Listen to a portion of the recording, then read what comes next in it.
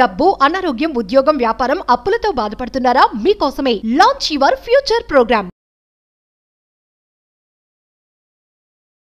So previous వీడియోలో మీరు chakras activation గురించి చెప్పడం జరిగింది.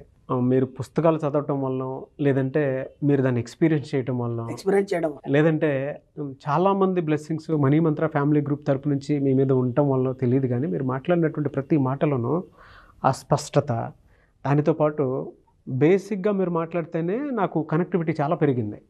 అంటే ఒక మంచి నాలెడ్జ్ ఉందన్నమాట. మనం అనుకున్నటువంటి ఏ విధంగా మన చుట్టూ ఉండేటువంటి నేచర్ కనెక్ట్ చేసి ఎలా పొందొచ్చు అనేటువంటి చెప్పడానికి మాత్రం ద బెస్ట్ ఎగ్జాంపుల్ అది. అందుకే అంటారు ఇలాంటి పెద్దవాళ్ళ గురించి ఊరికే అనరు ఏ మాట. టూ యంగ్ ఈ వీడియోలో అని చెప్తున్నారు. ధ్యానం ఒక మత్తు లాంటిది. ఓషో రజనీష్ గురించి చదువుతున్నప్పుడు నాకు అసలు ఈయన మనిషిని అనిపించింది నిజంగా కూడా. ఎందుకంటే ఒక మహానుభావుడు ప్రపంచానికి ఆధ్యాత్మిక రంగంలో ఒక ఉన్నతమైన స్థితిని సాధించాడు. ఏదైనా నిర్మోహమాటంగా చెప్తాడు.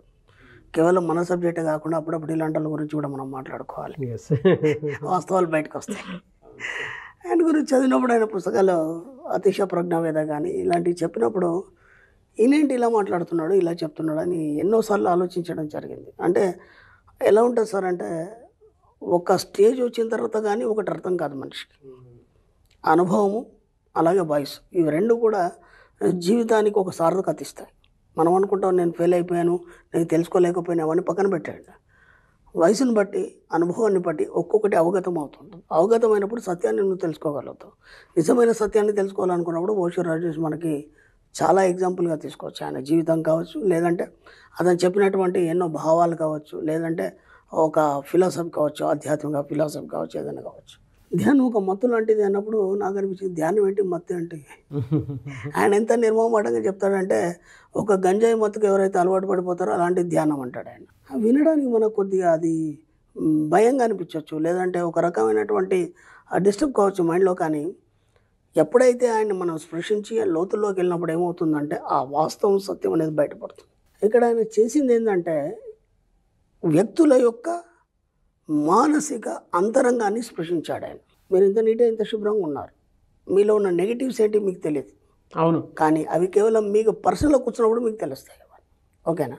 ఆత్మశోధన ఆయన చేసింది అదే. అక్కడ ఏమైందంటే, మన తప్పు మనకి ఎవడని చెప్పగానే చిరాకు వస్తుంది. ఓకేనా?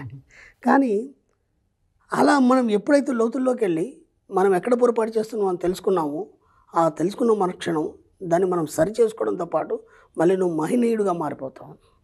ఆయన చెప్పింది అది. కానీ మనం ఏం చేస్తామంటే, నువ్వు ఈ తప్పు చేసావని చిరాకేస్తుంది మనకి. ధ్యానం ఒక మత్తు లాంటిది అనగానే నాకు కూడా ఇదేంటి నేను ఇలా చెప్పాడు అనిపించింది. ఎస్, ఎలా ఉంటుందంటే, ధ్యానంలో ఒక స్టేజ్కి వెళ్ళిన తర్వాత ఆయన అన్నట్టు మత్తు అనే ఒక స్టేజ్లోకి వెళ్ళిపోతాడు. అక్కడ ఏం జరుగుతుందంటే, శూన్యం అనేది ఏర్పడుతుంది. వాడు బయటికి రాలేడు, అలాగని ధ్యానంలో ఉండలేడు. ఎందుకంటే మేము మాకు తెలిసినంత మా అనుభవంతో మా గురువుల దగ్గర మేము ఎన్నో చూస్తున్నాం. చాలామంది అనుభవాలు కూడా మేము స్వీకరించడం జరిగింది. ఎందుకంటే కొన్ని మనం అందరు తెలుసుకున్నప్పుడే అసలు మనమేమున్నాము, మనం ఎక్కడ ఉన్నాము అనేది తెలుసు. అలాంటప్పుడు అది ఏం చేస్తుందంటే, ఇప్పుడు నాకు కూడా చాలామంది మా ఫాలోవర్స్ కాల్ చేస్తారు, లేదా పర్సనల్ అపాయింట్మెంట్ తీసుకున్నాడు. గురుగారు మెడిటేషన్లో కూర్చున్నాను, ఓకే, ఇంతకుముందు స్టార్టింగ్లో కూర్చున్నప్పుడు మాత్రం బాడీ పెయిన్స్ అన్నీ వచ్చినాయి, లేదంటే ఆవలింతలు వచ్చినాయి, లేదంటే నిద్ర వచ్చింది, లేదంటే ఏమో పిచ్చి పిచ్చి ఆలోచనలు వచ్చినాయి. ఇప్పుడు ఏ ఆలోచన లేదు, అలాగని లేవాలనిపిస్తలేదు. ఎంతసేపు కూర్చున్నా అలాగే కూర్చోవాలనిపిస్తుంది. అంటే అదొక మత్తు లాంటిది. ఆ గమ్మత్తు వేరు, ఆ ఎక్స్పీరియన్స్ వేరు. కానీ అది మీకు పని చేయదు. అది విచిత్రం. ఎలా ఉంటుందంటే, పరిస్థితి తేనెలో పడ్డ చీమలాగా ఉంటుంది. తేనెలో పడ్డ చీమ బయటికి రాలేదు, అలాగని తేనెను తినలేదు. ఎంతకని తింటుంది అది? మొత్తం తేనెలో ఇరుక్కుపోయింది కదా, అది బయటికి రాలేదు, అలాగని తేనెను తినలేదు. నీ పరిస్థితి కూడా ఆ ధ్యానం అనే మత్తులో నువ్వు అలాగే ఉండిపోతావు తప్ప నువ్వు సాధించేది ఏం లేదు. కాబట్టి ఇక్కడ ఆయన ఏమన్నాడంటే, ధ్యానంలో చలనాన్ని సృష్టించు. ధ్యానంలో చలనాన్ని సృష్టించు. ఆ చలనం ఎలా ఉండాలంటే, నువ్వు ఇతరులకి ఒక వెలుతురిచ్చేంత స్థాయికి నువ్వు ఒక కాంతిపుంజంగా మారు. ఈ ఒక కాంతి ద్వారా ఎంతోమంది దాన్ని స్వీకరించి ఆ వెలుతురులో వాళ్ళ జీవితాన్ని ఎత్తుక్కోవాలి. ఆ స్థాయికి నువ్వు వెళ్ళాలి. అన్నప్పుడు నువ్వు అక్కడ ఆగిపోవడానికి లేదు, ఆ మత్తులో నువ్వు ఆగిపోవడానికి లేదు. కాబట్టి ఇప్పుడు నువ్వేం చేయాలి? ఒక ఎగ్జాంపుల్ చెప్తా. ఒక ఖైదీ ఉన్నాడు, అతనికి 18 సంవత్సరాలు ఏదో జైలు శిక్ష పడింది. అందుకంటే ఇంకా గత్యంతరం లేదు, వాడు 18 సంవత్సరాలు అక్కడే ఉండాలి. ఇప్పుడు అదొక మనం మొత్తం అనుకుందాం, అక్కడ ఫిక్స్ అయిపోయినాడు 18 సంవత్సరాలు. అతను నిరంతరం ఏం ఆలోచనలు చేశాడంటే, నేను చూడండి ఆ సిచ్యువేషన్లో ఫిక్స్ అయిపోయింది 18 సంవత్సరాలు. ఆ సిచ్యువేషన్లో నేను నిరంతరం నేను ఇక్కడి నుంచి వెళ్ళిపోతాను, ఒక వ్యాపారం చేస్తాను, ప్రపంచంలో ఒక గొప్ప వ్యాపారవేత్తగా ఎదుగుతాను, నేను ఎంతోమందికి ఎంప్లాయ్మెంట్ ఇస్తాను. ఓకే, ఇప్పుడు ఏం చేశాడు ఆయన? ఆ మత్తులో ఒక అలజడి సృష్టించాడు. అర్థమవుతుందా? ఎప్పుడైతే స్తంభన జరిగిందో 18 సంవత్సరాలు అని చెప్పేసి ఎక్కడైతే స్తంభం జరిగిందో ఆ స్తంభంలోంచి ఇతను అలజడి సృష్టించాడు. ఏమని? నిరంతరం అదే ఆలోచనలు. ఇప్పుడు పడుకున్నా సరే, కూర్చున్నా సరే, నిల్చున్నా సరే, రేపు అతను ఏం చేస్తాడు, వెళ్ళిన తర్వాత దాన్ని ఎలా ప్లాన్ చేసుకోవాలి, ప్లాన్ చేసుకొని ఎలా నేను ఆ యొక్క కార్యక్రమాలు నిర్వహించాలి, పదే ఆలోచిస్తున్నాను. అలా 1 సంవత్సరం గడిచిపోయింది, 2 సంవత్సరాలు గడిచిపోయింది. ఉండపలంగా ఏమైపోయిందంటే అక్కడ ప్రభుత్వం మారిపోయి అంతకుముందు ఎవరైతే మన దేశం కోసం ఇది చేసినారో వాళ్ళందరినీ రిలీజ్ చేసేస్తారు.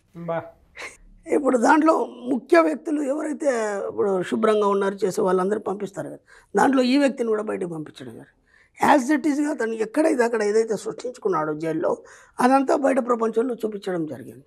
ఇప్పుడు అదే మొత్తంలో నా పని అయిపోయింది, కిందగడ్డగా నేను ఏం చేయలేను, నాకు ఎట్లా శిక్ష పడేది, 18 సంవత్సరాలు నేను ఇక్కడనే ఉండాలి అని ఎప్పుడైతే ఆయన స్తంభించిపోయాడో, ఆ మత్తులో కనుక ఉండిపోతే అతను ఇదంతా సాధించగలడా? కాబట్టి ధ్యానం అనేది ఒక మత్తు లాంటిది. కానీ ఆ మత్తులోనే నువ్వు ఒక అలజడిని సృష్టించుకోవాలి. అలజడి ఎలా ఉండాలంటే నిన్నందరు నీ వైపు చూసే విధంగా ఉండాలి. That is Osho Rajneesh. కాబట్టి అది తొందరగా అర్థం కాదు. ఆ లోతుల్లోకి వెళ్ళినప్పుడు, ఆ మాధుర్యాన్ని నువ్వు అనుభవించినప్పుడు, దాన్ని ఎక్స్పీరియన్స్ అయినప్పుడు, దానికి ఎన్నో ఉదాహరణలు, ఎక్స్పీరియన్స్, జీవితం యొక్క అనుభవాలు ఎన్నో చూసినప్పుడు కదా ఆ యొక్క థియరీ అనేది మనకు అర్థమవుతుంది, ఆ ఫిలాసఫీ అనేది మనకు అర్థమవుతుంది. కాబట్టి అప్పుడప్పుడు మనం కేవలం డబ్బు ఇవన్నీ కాకుండా కూడా మన జీవితం మనం ఎక్కడ ఉన్నాం, దాన్ని ఎలా సరి చేసుకోవాలి, ఎలా ముందుకు తీసుకెళ్ళాలన్నప్పుడు ఇలాంటి రచనలు కానీ లేకపోతే వాళ్ళు చెప్పినటువంటి ఏవైతే ఉన్నాయో అవన్నీ వినడం కానీ చదవడం చేయడం వల్ల మనకు కొంత నాలెడ్జ్ వస్తుంది. మనం కూడా అలజడి సృష్టించుకొని మన జీవితాన్ని కొత్తగా తీర్చిదిద్దుకోవచ్చు. Thank you sir, thank you so much doctor Shri Acharya Anantakrishna Swami garu. Thank you.